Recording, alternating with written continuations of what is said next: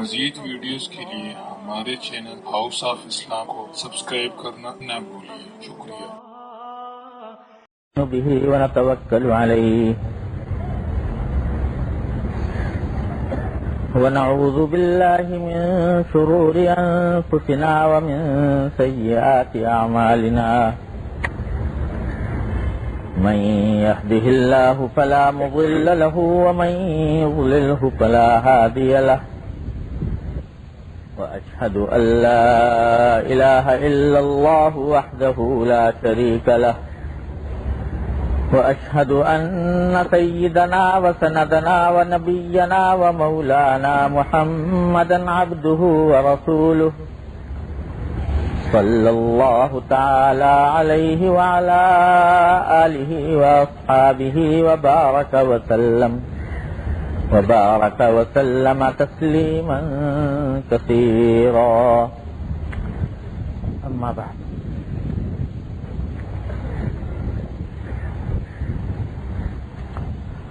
جو کتاب ہم نے شروع کی ہوئی ہے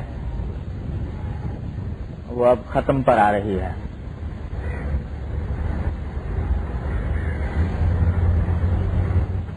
اور آج خیال یہ آیا کہ اس کتاب کے جو چند حصے باقی ہیں ان کے بجائے آج ایک وقتی مسئلے پر کچھ گزارشات آپ حضرات کی خدمت میں پیش کی جائیں۔ وہ وقتی مسئلہ ایسا ہے کہ اس جیسے اجتماعات میں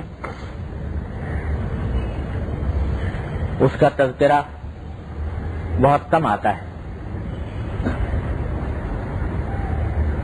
اور ہے وہ دین کے اندر اہمیت کا حامل جس کے بارے میں معلومات ہونی ضروری ہیں۔ تو خیال آیا کہ آج اللہ کے نام پر اس کو بیان کیا جائے، اور وہ وقتی مسئلہ یہ ہے کہ آپ حضرات نے شاید اخبارات وغیرہ میں پڑھا ہوگا کہ 24 اکتوبر کو یعنی اب کے منگل کو انشاءاللہ اعلان کیا گیا ہے کہ پاکستان میں سورج گرہن ہوگا، اور یہ مدت دراز کے بعد پاکستان میں کہتے ہیں کہ اتنا بڑا سورج گرہن مدت دراز کے بعد ہو رہا ہے۔ بعض علاقوں میں مکمل ہوگا، بعض علاقوں میں جزوی ہوگا۔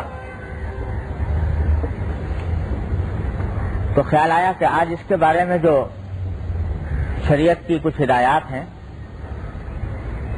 وہ کچھ آپ حضرات کی خدمت میں عرض کی جائیں، کیونکہ سورج گرہن ہو یا چاند گرہن ہو، دونوں کے بارے میں حضور نبی کریم سرور دو عالم صلی اللہ علیہ وسلم کی کچھ احادیث ہیں اور کچھ شریعت کے احکام ہیں جو ان دونوں سے متعلق ہیں، اور حدیث کی کتابوں میں بھی اور فقہ کی کتابوں میں بھی ایک مستقل باب ہوتا ہے جو سورج اور چاند کے گرہن کے احکام جس میں بیان کیے جاتے ہیں، کیونکہ یہ واقعات شاذ و نادر کبھی پیش آتے ہیں، اس واسطے ان احکام سے عام طور پر واقفیت نہیں ہوتی اور عمل کی نوبت بھی کمی آتی ہے، اس لیے یاد بھی نہیں رہتے۔ یہ ایک موقع آ رہا ہے تو دین کا احکام کا ایک حصہ ہے اور ہر مسلمان کو وہ معلوم ہونا چاہیے۔ تو پہلے تو اس سورج گرہن کی حقیقت کیا ہے اس کے بارے میں کچھ گزارشات انشاءاللہ عرض کروں گا، اور اس کے بعد اس میں جو احکام ہمیں شریعت کی طرف سے دیے گئے ہیں ان کے بارے میں کچھ باتیں عرض کروں گا انشاءاللہ۔ زمانہ جاہلیت میں جب حضور نبی کریم سرور دو عالم صلی اللہ علیہ وسلم تشریف نہیں لائے تھے تو لوگوں میں ایک عقیدہ پھیلا ہوا تھا سورج گرہن کے بارے میں اور چاند گرہن کے بارے میں. وہ عقیدہ یہ تھا کہ جب کوئی کسی بڑے آدمی کا انتقال ہوتا ہے تو اس کے انتقال کی وجہ سے سورج میں گرہن لگ جاتا ہے یا چاند میں گرہن لگ جاتا ہے. اور بعض لوگوں کا خیال یہ تھا کہ چاہے پہلے کسی کا انتقال ہوا ہو یا نہ ہوا ہو، لیکن یہ سورج گرہن یا چاند گرہن اس بات کی علامت ہوتی ہے کہ کسی بڑے آدمی کا انتقال ہونے والا ہے یا کوئی بڑا حادثہ پیش آنے والا ہے خطرناک قسم کا. یہ اس بات کی علامت ہوتی ہے.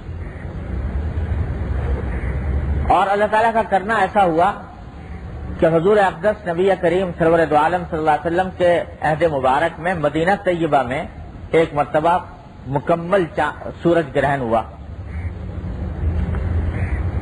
اور یہ سن 10 ہجری کا واقعہ ہے تقریباً. تو جس دن یہ گرہن لگنا تھا اسی دن حضور نبی کریم سرور دو عالم صلی اللہ علیہ وسلم کے صاحبزادے حضرت ابراہیم کا انتقال ہوا. حضرت ابراہیم نبی کریم صلی اللہ علیہ وسلم کے وہ صاحبزادے ہیں جو حضرت ماریہ قبطیہ رضی اللہ تعالی عنہا کے بطن سے پیدا ہوئے تھے اور نابالغی میں وفات پا گئے تھے. تو ان کا انتقال بھی اسی دن ہوا. تو جو پہلے سے لوگوں کے دل میں خیال تھا اس کو اور زیادہ تقویت ملی کہ بات صحیح معلوم ہوتی ہے کہ چاند گرہن یا سورج گرہن یہ کسی کے انتقال پر ہوتا ہے. تو حضور نبی کریم سرور دو عالم صلی اللہ علیہ وسلم نے اس غلط عقیدے کی تردید فرمائی. ایک خطبہ دیا اور اس خطبے کے اندر یہ ارشاد فرمایا کہ چاند اور سورج کسی کے مرنے جینے سے ان کا کوئی تعلق نہیں، اور چاند کو یا سورج کو جو گرہن لگتا ہے وہ کسی کے نہ مرنے کی وجہ سے لگتا ہے نہ کسی کے مرنے کی علامت ہوتی ہے، نہ کوئی ایسا ہے کہ کسی حادثے یا خطرناک واقعے کی کوئی پیش بندی ہوتی ہے اس سورج گرہن یا چاند گرہن کی وجہ سے. یہ سب توہم پرستی کی باتیں ہیں اور ان کا حقیقت سے کوئی تعلق نہیں. آپ نے اس کی تردید فرمائی. گویا جو فرمایا کہ ابراہیم کا اگر انتقال ہوا ہے تو وہ اللہ تعالیٰ کی مشیت سے ہوا، وہی دن ان کا مقرر تھا، اور اس کا چاند گرہن سورج گرہن سے کوئی تعلق نہیں. پھر ایک لفظ استعمال فرمایا کہ پھر کیا ہے سورج گرہن اور چاند گرہن. تو لفظ یہ استعمال فرمایا کہ انہما آیتان من آیات اللہ. در حقیقت یہ دونوں اللہ کی نشانیوں میں سے ایک نشانی ہے. اللہ کی نشانیوں میں سے دو نشانیاں ہیں، چاند کا گرہن ہونا بھی اور سورج کا گرہن ہونا بھی. یہ اللہ جل جلالہ کی قدرت کاملہ، اس کی حکمت بالغہ، اس کے رسان ربوبیت اور ان تمام صفات کی ایک علامت ہے، ایک نشانی ہے جو اللہ تبارک و تعالیٰ اپنے بندوں کو دکھاتا ہے. لہذا حکم یہ دیا کہ جب ایسا ہو تو تم اللہ تبارک و تعالیٰ کے حضور حاضر ہو کر نماز پڑھو، دعا کرو، ذکر و تسبیح میں مشغول رہو، جس کی تفصیل انشاءاللہ ان قریب عرض کروں گا. تو فرمایا یہ کہ یہ در حقیقت نہ کسی کی موت اور زندگی سے اس کا تعلق ہے اور نہ کسی حادثے سے تعلق ہے، یہ اللہ جل جلالہ کی نشانیوں میں سے نشانیاں. یہ ارشاد فرمایا. مختصر سا لفظ ہے کہ اللہ کی نشانیوں میں سے نشانیاں ہیں، لیکن یہی قرآن و سنت کا اعجاز ہے کہ مختصر لفظ ہوتے ہیں لیکن آدمی اگر اس میں غور کرے تو مضامین کا ایک لامتناہی سلسلہ اس کے اندر ہوتا ہے. لوگ یہ کہتے ہیں کہ حضور اقدس صلی اللہ علیہ وسلم نے جو عام طور سے سورج گرہن کی جو اصل وجہ ہوتی ہے وہ تو بیان فرمائی نہیں، اور یہ کہہ دیا کہ اللہ کی نشانیاں ہیں. حالانکہ جو سارے فلکیات کے ماہرین قدیم اور جدید سب اس پر متفق ہیں، اور علماء اسلام بھی اس بات کے قائل ہیں کہ اصل میں یہ گرہن اس طرح لگتا ہے کہ سورج کی روشنی زمین پر پڑنے کے درمیان، سورج اور زمین کے درمیان چاند حائل ہو جاتا ہے. چاند بیچ میں آ جاتا ہے اور سورج کی روشنی کو روک دیتا ہے اور اس کی وجہ سے روشنی زمین تک پہنچنا بند ہو جاتا ہے. یہ وہ بات ہے کہ جو سارے علماء فلکیات قدیم جدید یہاں تک کہ علماء بھی سب اس بات کے قائل ہیں کہ اس کا جو سبب ہوتا ہے وہ چاند کا بیچ میں حائل ہو جانا. اور وہ اس طرح کے جیسے آپ دیکھیں سورج کی روشنی آ رہی ہے، اگر اب ہم یہاں اس وقت بیٹھے ہیں تو یہ عمارت بیچ میں حائل ہو گئی ہے، اس نے ہم پر سایہ کر دیا تو یہ سایہ ہو گیا اور یہاں پر وہ روشنی آنی بند ہو گئی. لیکن یہ عمارت چھوٹی سی ہے اور اس نے چھوٹا سا سایہ کیا ہے، اس کے آس پاس سامنے دھوپ نظر آ رہی ہے، اس واسطے ہمیں معلوم ہوتا ہے کہ دن ہے. لیکن اگر یہی سایہ بہت لمبا ہو جائے، 100-150 میل میں پھیل جائے اور کوئی ایسا جسم بیچ میں حائل ہو جائے جو 100-150 میل تک سایہ ڈال دے اپنا، تو پھر یہ دن بھی باقی نہیں رہے گا، یہ رات میں تبدیل ہو جائے گا. تو چاند چونکہ بڑا جسم ہے وہ بیچ میں حائل ہو جاتا ہے اور اس کے حائل ہو جانے کی وجہ سے رات چھا جاتی ہے. اور جب مکمل سورج گرہن ہوتا ہے تو اس میں دن ہی کے وقت میں رات کا سما، رات کا منظر پیدا ہو جاتا ہے، تاریکی چھا جاتی ہے اور بعض مرتبہ ستارے تک نظر آنے لگتے ہیں. تو دن میں تارے آدمی دیکھ سکتا ہے اس سورج گرہن کی حالت میں. تو یہ جو صورتحال ہوتی ہے یہ ایک طبعی قوانین کے تحت اور طبعی نظام کے تحت یہ ہوتی رہتی ہے. اور سالہ سال پہلے سے لوگ پیشین گوئیاں کر سکتے ہیں حساب کی مدد سے کہ فلاں تاریخ میں فلاں جگہ پر فلاں مقام پر مکمل یا جزوی سورج گرہن ہوگا. تو جیسے یہ معلوم ہے کہ سورج فلاں وقت نکلے گا اور فلاں وقت غروب ہوگا، یا چاند فلاں وقت طلوع ہوگا فلاں وقت غروب ہوگا، اسی طرح حساب سے یہی بتایا کہ فلاں وقت گرہن ہوگا فلاں وقت نہیں ہوگا. تو لوگ یہ کہتے ہیں کہ پھر یہ اس کو جو کہا گیا کہ یہ نشانیاں ہیں اللہ تبارک و تعالیٰ کی، تو اس میں کیا بات ہوئی، خاص بات کیا ہوئی؟ آپ سے یہی بتایا کہ فلاں وقت گرہن ہوگا فلاں وقت نہیں ہوگا. تو لوگ یہ کہتے ہیں کہ پھر یہ اس کو جو کہا گیا کہ یہ نشانیاں ہیں اللہ تبارک و تعالیٰ کی، تو اس میں کیا بات ہوئی، خاص بات کیا ہوئی؟ اور اس سے بھی زیادہ جو لوگوں کے ذہن میں خیال پیدا ہوتا ہے بعض اوقات وہ یہ کہ روایات میں آتا ہے کہ جب حضور اقدس صلی اللہ علیہ وسلم کے زمانے میں سورج گرہن ہوا تو آپ کے چہرہ انور پر گھبراہٹ کے آثار نمودار ہوئے. بلکہ شاید ایک روایت میں تو یہاں تک آیا ہے کہ اس وقت میں آپ باہر جانا چاہتے تھے اور قمیص پہننا چاہتے تھے، مگر جلدی اور گھبراہٹ میں قمیص بھی نہ پہن پائے اور شاید چادر ہی اوڑھ کر باہر تشریف لے آئے. تو گھبراہٹ کا ایک منظر حضور اقدس صلی اللہ علیہ وسلم کی سے منقول ہے کہ اس موقع پر آپ نے گھبراہٹ کا اظہار فرمایا. تو لوگ سمجھتے ہیں کہ گھبراہٹ کی کیا بات، یہ تو ایک کبھی قانون کے تحت ایک واقعہ پیش آیا، سورج جیسے نکلتا ہے اسی طرح گرہن بھی ہو جاتا ہے، غروب ہوتا ہے اسی طرح گرہن بھی ہو جاتا ہے، گرہن بھی لگ جاتا ہے. تو اس کو نشانی قرار دینا اور اس کے اوپر گھبراہٹ کا اظہار کرنا اور اس میں یہ کہنا کہ بھئی ذکر اور دعا اور استغفار میں مشغول ہو جاؤ، یہ کیا بات؟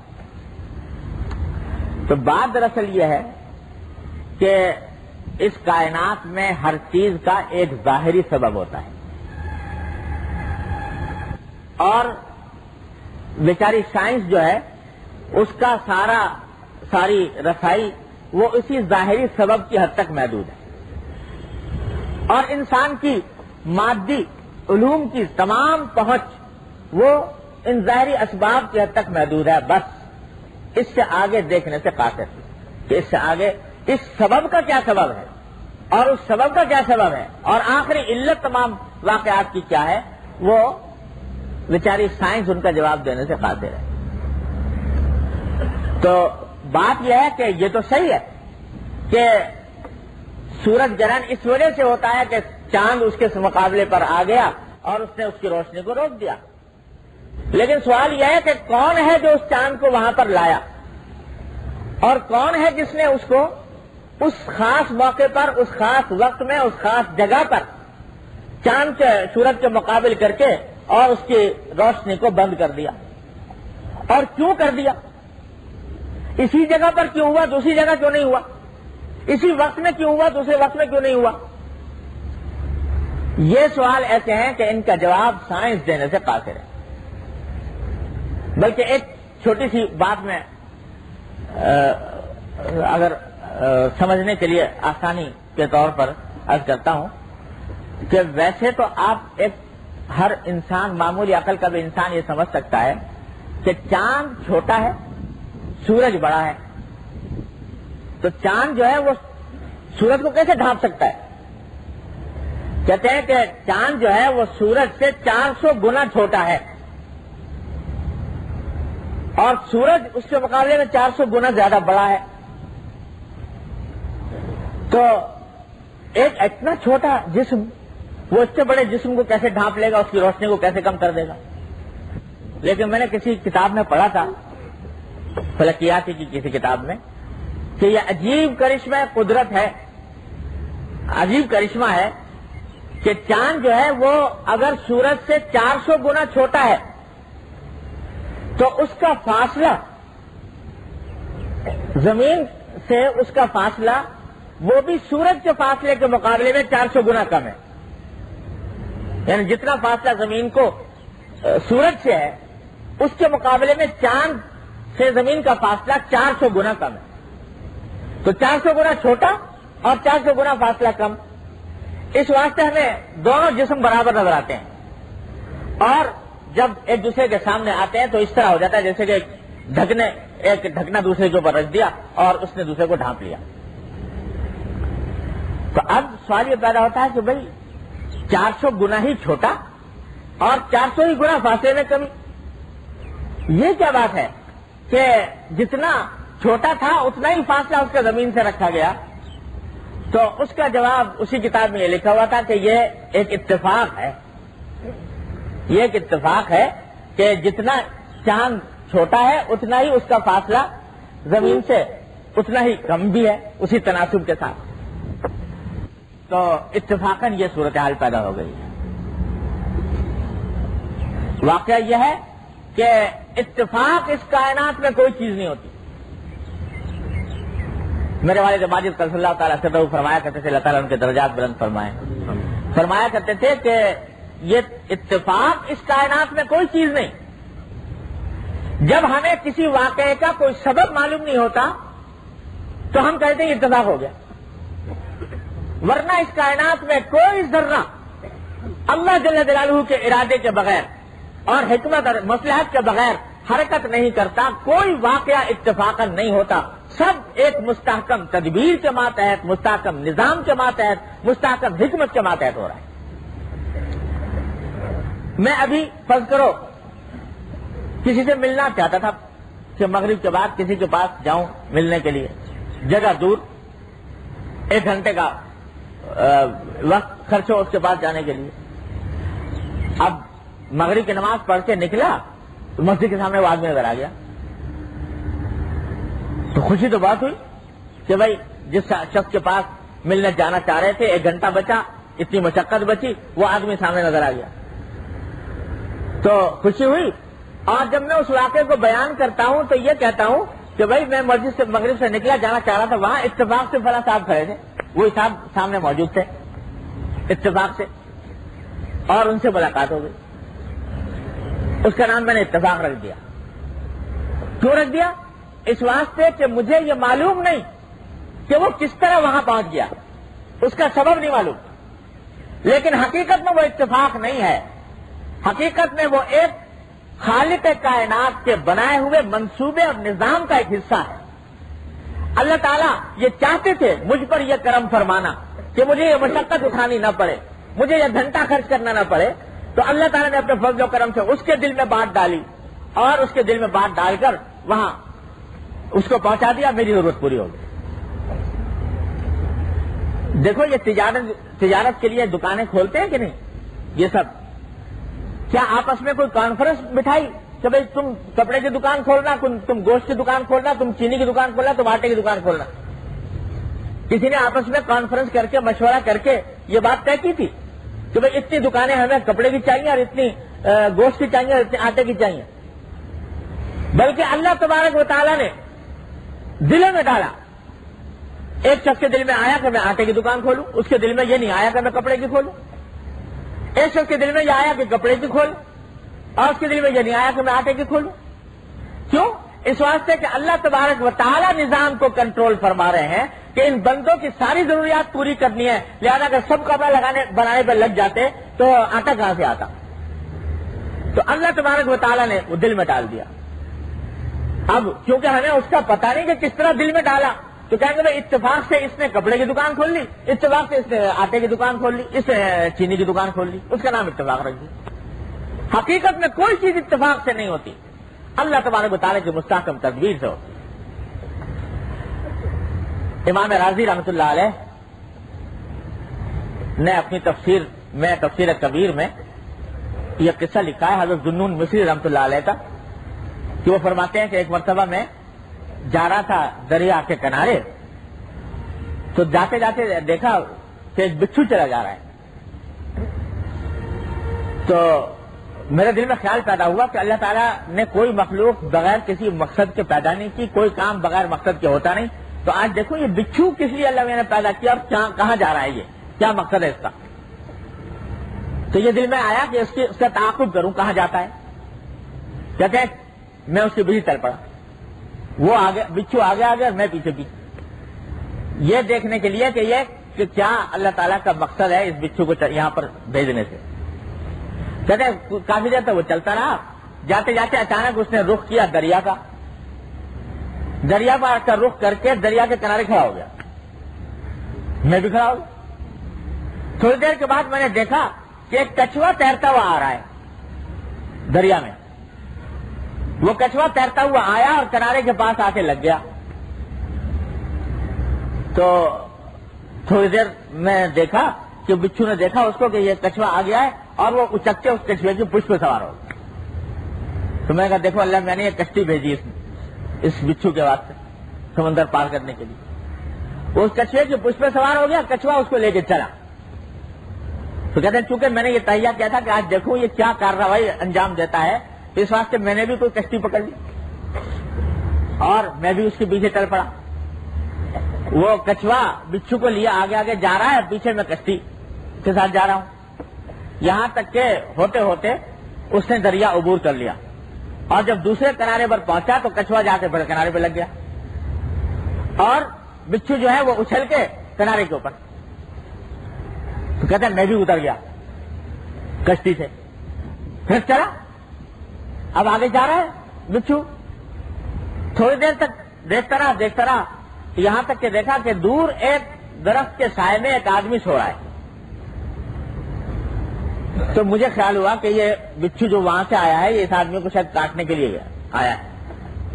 تو میں اس کے پیچھے چلا. جب قریب پہنچا تو دیکھا کہ وہ آدمی جو سو رہا تھا اس کے اوپر ایک سانپ پھن اٹھائے کھڑا ہے. تو میں اس کے پیچھے چلا. جب قریب پہنچا تو دیکھا کہ وہ آدمی جو سو رہا تھا اس کے اوپر ایک سانپ پھن اٹھائے کھڑا ہے، ڈسنے کے لیے تیار ہے اس. ابھی وہ ڈسنے ہی والا تھا کہ ایک دم سے بچھو چھلانگ لگا کر اس سانپ کی پشت پہ سوار ہو گیا اور سانپ کی پشت پر سوار ہو کر اس کو ایسا ڈنک لگایا کہ اس سے کے گر پڑا اور اس کو کاٹنے سے بچا لیا اس نے. وہ گر گیا. وہ آدمی بیچارہ پڑا سو رہا تھا. بچھو جو ہے اس کو سانپ کو اس طرح ڈنک مار کے ایک طرف کو چلنے لگا تو اتنے میں اس آدمی کی آنکھ کھل گئی. اس نے دیکھا بچھو جا رہا ہے تو پتھر اٹھا کے اس بچھو کو مارنے کی کوشش کی. تو میں نے اس کا ہاتھ پکڑ لیا. میں نے کہا بھائی یہ بچھو کو نہ مارو، یہ بچھو تمہارا بڑا محسن ہے، اس واسطے کہ یہ بہت دور سے آیا تھا تمہیں بچانے کے لیے اس سانپ کی زد سے. دیکھو یہ سانپ یہ پڑا ہوا ہے آیا ہوا، یہ تمہیں کاٹ رہا تھا اور اس کو بچانے کے لیے یہ آیا تھا. تو فرماتے ہیں کہ یہاں تک کہ میں نے تعاقب کیا اس بچھو کا اور مجھے پتا چلا کہ اللہ تعالیٰ نے کس طرح اس بچھو کو وہاں سے روانہ کیا کس طرح اس کے لیے کچھوا بھیجا اور کس طرح یہ اس کے اوپر سوار ہو کر اور جا کر اس نے سانپ کو ختم کیا اور اس آدمی کو بچا لیا۔ تو فرماتے ہیں کہ جس آدمی نے یہ سارا نظارہ نہ دیکھا ہو وہ تو یہی کہے گا کہ اتفاق ہوا کہ سانپ مارنے کے لیے، ڈنک مارنے کے لیے آ رہا تھا اور اس کو قریب تھا کہ ہلاک کر دے، اتفاق سے ایک بچھو آ نکلا اور اس نے آ کر اس کے پشت پر سوار ہو کر اس کو مار دیا۔ تو جو آدمی اس سارے واقعے سے بے خبر ہے وہ اس کو اتفاق پر معمول کرے گا، لیکن جس نے یہ واقعہ دیکھا ہے وہ اس کے سوا کوئی اور نتیجہ نہیں نکال سکتا کہ کوئی رب العالمین ہے جس کے علم سے کوئی ذرہ خارج نہیں، اور اسی نے بچھو کو بھیجا، اسی نے کچھوے کو بھیجا، اسی نے سانپ کو بھیجا۔ اب وہ سانپ کیوں آیا تھا اور وہ کہاں سے آیا تھا، کس مقصد کو لے کر آیا تھا، اس سے آگے انسان کی تاب نہیں ہے کہ وہ زیادہ تعاقب کر سکے اور پیچھے لگ سکے۔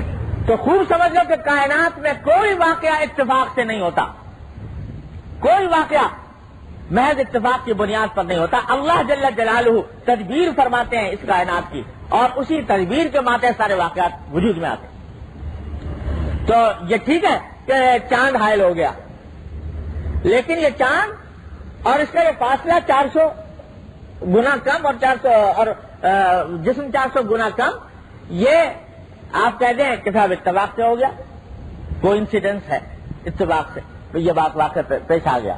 لیکن حقیقت یہ ہے کہ یہ کوئی واقعہ بغیر اللہ جل جلالہ کی حکمت کے نہیں ہوتا۔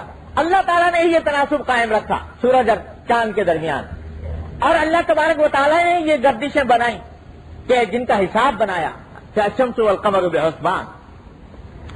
تو جب اللہ تبارک و تعالیٰ نے بنایا تو یہ بھی تو سوچنے کی بات ہے کہ جس اللہ نے چاند اور سورج کو تخلیق کیا وہ اگر چاہتے تو ان کی گردش کا نظام ایسا بنا دیتے کہ کبھی بھی گہن نہ ہوتا، یہ ایسا بنا دیتے نظام گردش کا کہ ان کے اندر کبھی بھی گہن واقع نہ ہوتا، کبھی آپس میں اس طرح مقابلہ نہ ہوتا۔ لیکن گردش کا نظام اس طرح بنایا، اس کا حساب اس طرح بنایا کہ خاص خاص مقامات پر خاص خاص اوقات میں یہ واقعہ پیش آتا ہے۔ بھائی کائنات کو چلانے کے لیے تو کوئی خاص ضرورت نہیں تھی کہ گہن ضروری لگے، لیکن اللہ تبارک و تعالیٰ نے یہ واقعات بھیجے، کیوں بھیجے؟ اس کی علت بیان فرمائی انبیاء علیہ السلام نے، کیونکہ سائنس اور مادی علوم کے انسانوں کی نگاہیں وہ تو ظاہری اسباب میں الجھ کر ختم ہو جاتی ہیں، اس سے آگے نہیں جاتی، اور چونکہ وہ چیز انسان اپنے تجربے سے، مشاہدے سے معلوم کر سکتا ہے، لہذا وحی کو آ کر بتانے کی ضرورت نہیں، انبیاء کو وہ بات بتانے کی ضرورت نہیں، اس واسطے کہ جانتے ہیں کہ جو تحقیق کریں گے، معلومات کریں گے، خود پتہ چلتا چلا جائے گا۔ لیکن انبیاء کرام علیہ السلام وہ بات بتاتے ہیں جو انسان کو محض اپنے ذاتی تجربے اور مشاہدے سے معلوم نہیں ہو سکتی، ان اسباب ظاہر سے ماورا ان سے اوپر کی چیز جو ہے وہ انبیاء علیہ السلام بتاتے ہیں۔ تو حضرت نبی کریم سرور دو عالم صلی اللہ علیہ وسلم نے ایک طرف اس غلط عقیدے کی تردید فرمائی کہ کسی کے موت حیات سے اس کا کوئی تعلق نہیں، اور دوسری طرف یہ نہیں بتایا کہ بھائی چاند حائل ہو جاتا ہے لہذا گہن لگ جاتا ہے، اس کے بجائے یہ فرمایا کہ یہ نشانی ہے اللہ کی نشانیوں میں سے ایک نشانی۔ اللہ تبارک و تعالیٰ نے اپنی قدرت کاملہ سے، اپنی حکمت بالغہ سے یہ نظام ایسا بنایا ہے کہ جس کے ذریعے کبھی کبھی یہ نظارہ تمہیں دکھاتے ہیں۔ کیوں دکھاتے ہیں؟ دکھاتے اس لیے ہیں تاکہ یہ بتائیں کہ یہ چاند اور سورج اور یہ سیارے اور یہ کہکشاں اور دنیا کے سارے اجرام یہ سب ہمارے تابع فرمان، جب تک ہمارا حکم ہے یہ روشنی دے رہے ہیں، اور جب ہمارا حکم نہ ہو تو روشنی ان کے بعد ان کے روشنی دینے کا معاملہ بند۔ تو یہ بندے کو دکھانا چاہتے ہیں کہ یہ اسباب اس کے کچھ ہوں، لیکن یہ نتیجہ ہر انسان کی آنکھوں کے سامنے ہے کہ اس کی روشنی بند ہو گئی۔ اتنا بڑا وجود اور اتنا بڑا نور کا پیکر جو سارے دنیا کو منور کرتا ہے، اللہ تبارک و تعالیٰ کے حکم سے آنن فآنن اس کی ساری روشنی ختم ہو۔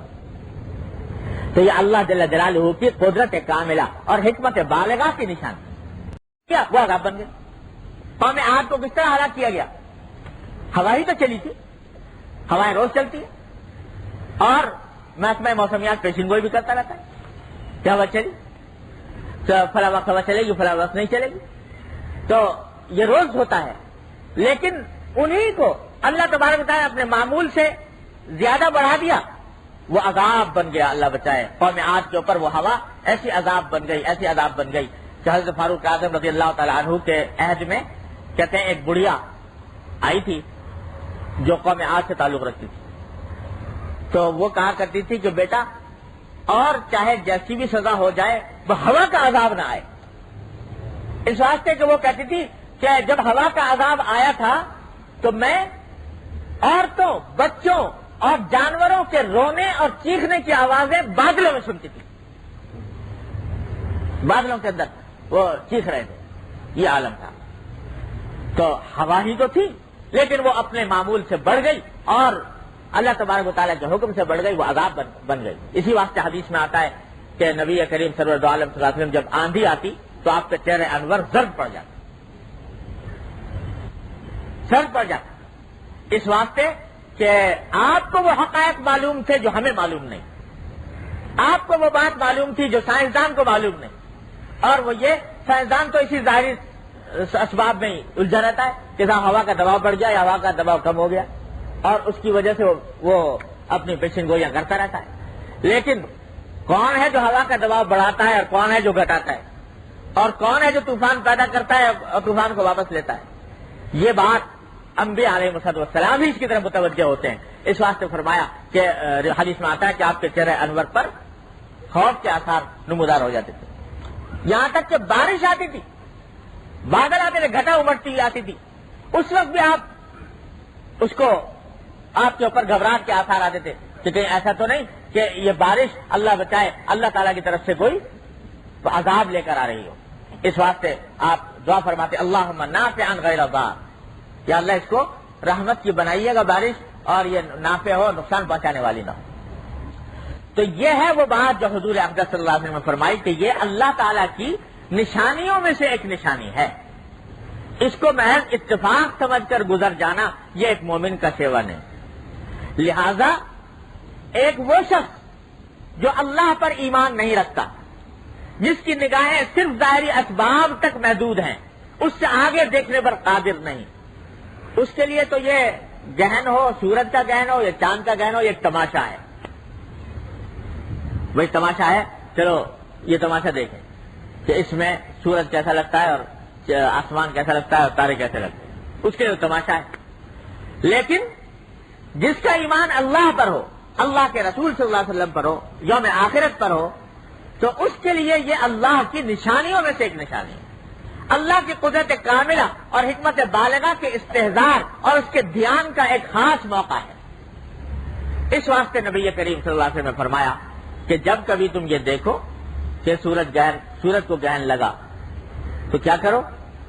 فرمایا کہ نماز پڑھو. ایک مستقل نماز اس موقع پر رکھی گئی جس کو کہتے ہیں نماز کسوف، یعنی سورج گہن کی نماز. اور یہ جماعت کے ساتھ پڑھنے کی حضور اقدس صلی اللہ علیہ وسلم نے تاکید فرمائی کہ جب سورج کو گہن لگے تو نماز پڑھو. اور خود حضور اقدس صلی اللہ علیہ وسلم نے یہی کیا کہ جب سورج گہن ہوا تو آپ باہر نکلے اور مسجد سے اعلان کروایا گیا الصلاۃ جامعہ، کہ نماز جماعت کھڑی ہو رہی ہے.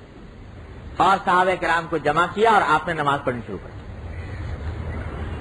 اور وہ نماز بھی ایسی نماز تھی کہ ساری حضور اقدس صلی اللہ علیہ وسلم کی حیات طیبہ میں کوئی نماز با جماعت شاید اتنی طویل نہیں تھی. اتنی لمبی نماز آپ نے پڑھائی کسوف کی. اور کیسی نماز پڑھائی کہ صحابہ فرماتے ہیں کہ ایک رکعت میں آپ نے پوری سورہ بقرہ پڑھی. ایک رکعت میں سورہ بقرہ، اور دوسری رکعت میں پوری سورہ آل عمران پڑھی. اور جتنا طویل قیام فرمایا اتنا ہی طویل رکوع تقریباً، اور تقریباً اتنا ہی طویل سجدہ. اندازہ لگائیے. تو پوری حیات طیبہ میں کوئی نماز با جماعت اتنی طویل نہیں تھی جیسے نماز کسوف تھی. اور اللہ تبارک و تعالیٰ نے اپنے نبی کریم صلی اللہ علیہ وسلم کو اس موقع پر عجیب و غریب نظارے کرائے. صحابہ کرام فرماتے ہیں کہ ہم دیکھ رہے تھے کہ جب آپ نماز پڑھا رہے تھے کسوف کی تو کبھی آپ اچانک آگے بڑھ جاتے تھے, کبھی پیچھے ہٹ جاتے تھے, ایک دو قدم آگے بڑھ گئے اور پھر ایک دو قدم پیچھے ہٹ گئے نماز کے دوران. جو ایسا نظارہ پہلے کبھی نہیں دیکھا. بعد میں حضور نبی کریم سرور دو عالم صلی اللہ علیہ وسلم نے بتایا کہ جب میں نماز پڑھا رہا تھا تو نماز کے دوران اللہ تبارک و تعالی نے مجھے عجیب و غریب نظارے کرائے. مجھے جنت کا نظارہ کرایا گیا اور جنت میری آنکھوں کے سامنے لائی گئی, یہاں تک کہ جنت کے درختوں میں لگے ہوئے پھل میری آنکھوں کے سامنے آ گئے اور میرا دل چاہا کہ میں ان کا ایک خوشہ توڑ کر تمہارے لیے رکھوں. صحابہ کرام سے فرمایا کہ تمہیں دکھاؤں, لیکن پھر میں رک گیا اس واسطے کہ یہ سارے نظارے تو اصل میں اللہ تعالیٰ نے دوسرے عالم کے لیے رکھے ہوئے ہیں, انسانوں کے لیے, تو اس واسطے میں نے توڑا نہیں. اور اسی میں مجھے جہنم کا نظارہ کرایا گیا. اللہ بچائے, اس کی ہولناکی, اس کا خوفناک منظر, اس کی آگ, اس کی لپٹ مجھے دکھائی گئی. تو جب جنت کا نظارہ کرایا گیا تو بے اختیار میرے قدم آگے بڑھ گئے شوق کی حالت میں, اور جہنم کا نظارہ کرایا گیا تو بے اختیار میرے قدم پیچھے ہٹ گئے خوف کی حالت میں. یہ نظارے حضور اقدس صلی اللہ علیہ وسلم کو کرائے گئے. اور نہ صرف یہ نظارے کرائے گئے, خدا ہی جانے اللہ تعالیٰ نے اور کیا کیا نظارے کرائے. چنانچہ آپ نے جو اس کے بعد خطبہ دیا نماز کسوف کے بعد, تو اس خطبے میں حضور اقدس صلی اللہ علیہ وسلم نے یہ ساری باتیں بھی بیان فرمائی, اور اس کے ساتھ ساتھ آپ نے قیامت تک آنے والے جو واقعات تھے, علامات قیامت سے متعلق, وہ بھی بہت سارے بیان فرمائے, دجال وغیرہ سے متعلق اور بہت سی چیزیں بیان فرمائے. تو اللہ جانے اللہ تعالیٰ نے کیا کیا نظارے اس حالت میں کرائے. لیکن بہرحال وہ نماز حضور اقدس صلی اللہ علیہ وسلم کی حیات طیبہ میں سب سے زیادہ لمبی نماز باجماعت تھی جو آپ نے اس کسوف کے دن ادا فرمائی. اور اتنی لمبی نماز, اور اس میں ایک خصوصیت یہ تھی کہ اللہ تعالیٰ نے جو خاص نظارے کرائے اپنی قدرت کاملہ کے, اپنی حکمت بالغہ کے, جنت کے, جہنم کے, تو اس میں حضور اقدس صلی اللہ علیہ وسلم نے اس نماز کے اندر رکوع بھی ایک سے زائد کیے ایک رکعت میں. ورنہ عام طور سے ایک رکعت میں ایک رکوع ہوتا ہے نا, سجدے دو ہوتے ہیں, رکوع ایک ہوتا ہے.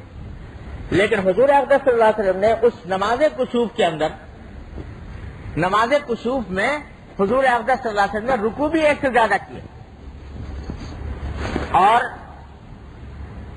وہ رکوع در حقیقت اللہ تبارک و تعالیٰ کے عظمت و جلال اور اللہ تبارک و تعالیٰ کی قدرت کاملہ اور حکمت بالغہ, اس کے آگے بے اختیار خشوع کے رکوع تھے, بے اختیار اللہ تبارک و تعالیٰ کے آگے جھک جانے والے رکوع تھے. وہ رکوع کرائے گئے اس نماز کے اندر نبی کریم صلی اللہ علیہ وسلم سے. اسی واسطے بعض فقہا نے یہ بھی کہہ دیا کہ بھئی آئندہ بھی جو نماز کسوف پڑھی جائے تو اس میں ایک رکعت میں زیادہ رکوع کرنے چاہیے. لیکن صحیح حنفیہ کا مسلک یہ ہے, اور صحیح بات بھی یہ ہے کہ رکوع ایک ہی ہے, ہمارے لیے ایک ہی ہے. حضور اقدس صلی اللہ علیہ وسلم کو چونکہ خاص نظارے کرائے جا رہے تھے اور اس میں جنت و جہنم دکھائی جا رہی تھی, اللہ تعالیٰ اپنے قدرت کے اور جلال کے کرشمے دکھا رہے تھے, اس واسطے اس خاص وقت میں جیسے آپ آگے بڑھے اور پیچھے ہٹے اسی طریقے سے رکوع بھی آپ نے زیادہ سے زیادہ کیے. لیکن جب بعد میں آپ نے خطبہ دیا ہمیں آپ کو, تو آپ نے ہمیں تلقین یہ فرمائی کہ جب آئندہ سورج گرہن ہو تو تم اسی طرح نماز پڑھنا جیسے کہ فجر کی نماز, یعنی فجر کی نماز جس طرح پڑھتے ہو کہ وہ 2 رکعتیں ہوتی ہیں, اور عام نمازوں کے مقابلے میں فجر کی نماز میں قیام بھی لمبا ہوتا ہے, قرات بھی لمبی ہوتی ہے, اور اس میں 2 رکعتیں ہوتی ہیں عام رکعتوں کی طرح. لہذا ہمارے لیے حکم یہی ہے کہ ایک رکوع کیا جائے گا.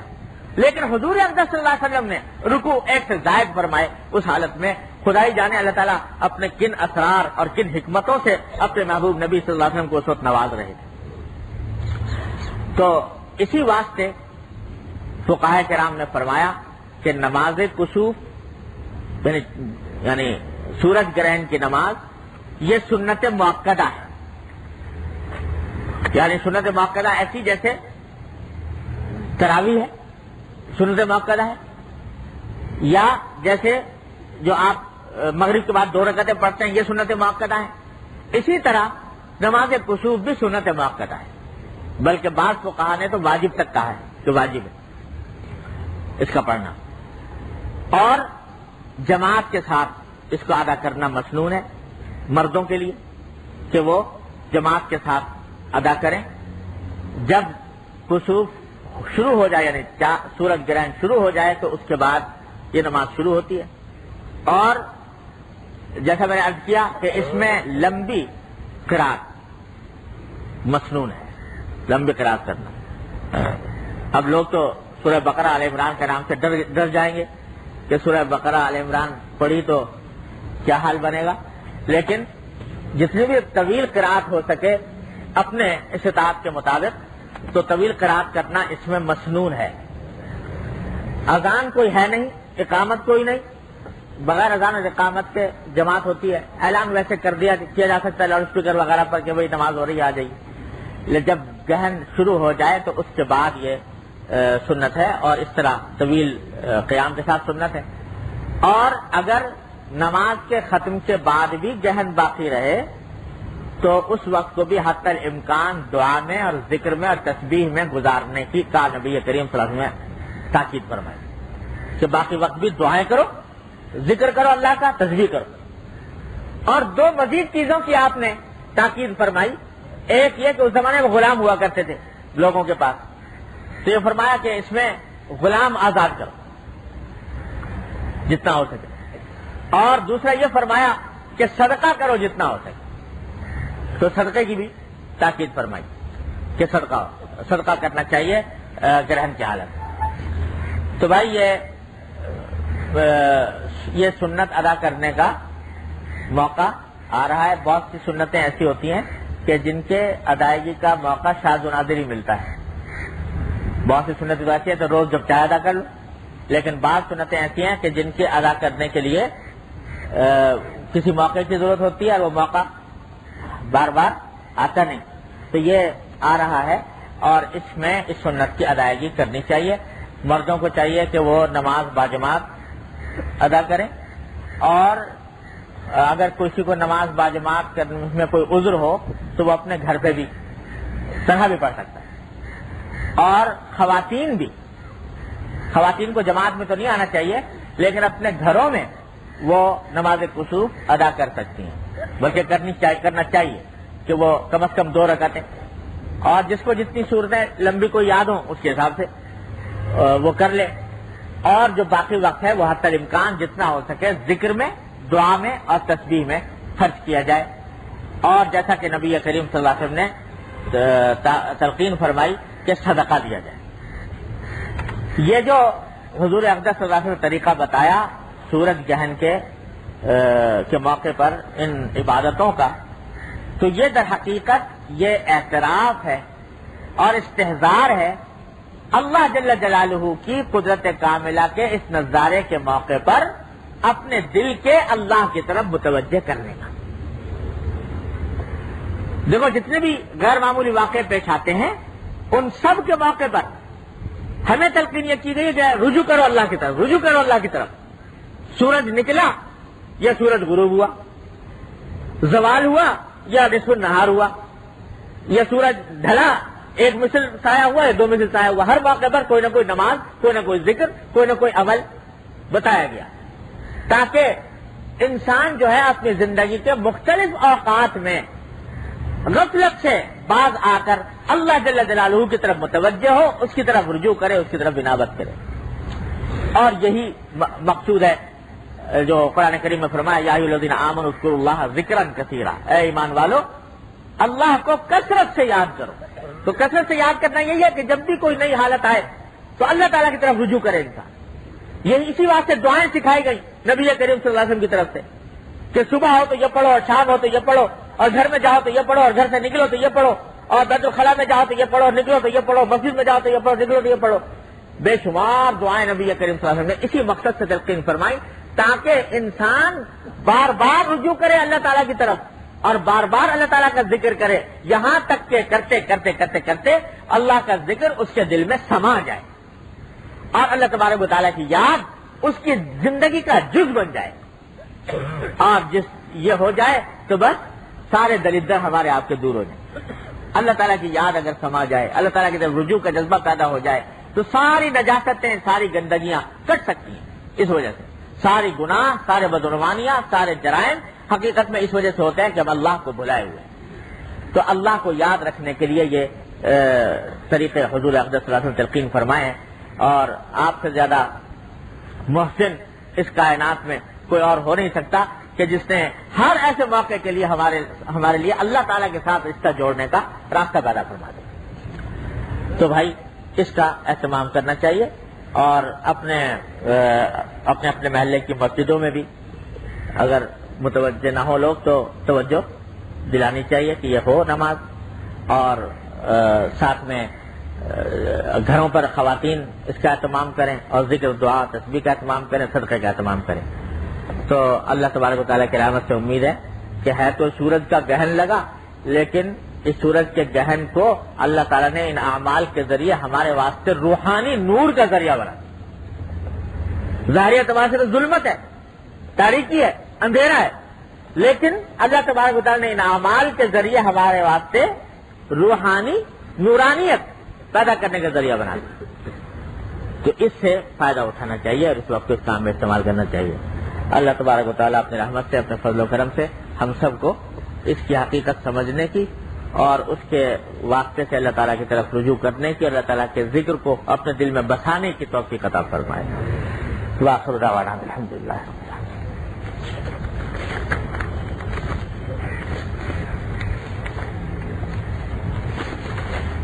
دعا فرما لیجیے. اللهم صل على سيدنا مولانا محمد وعلى آل محمد كما صليت على إبراهيم وعلى آل إبراهيم إنك حميد مجيد. ربنا ظلمنا أنفسنا وإن لم تغفر لنا وترحمنا لنكونن من الخاسرين. ربنا ظلمنا أنفسنا وإن لم تغفر لنا وترحمنا لنكونن من الخاسرين. ربنا ظلمنا أنفسنا وإن لم تغفر لنا وترحمنا لنكونن من الخاسرين.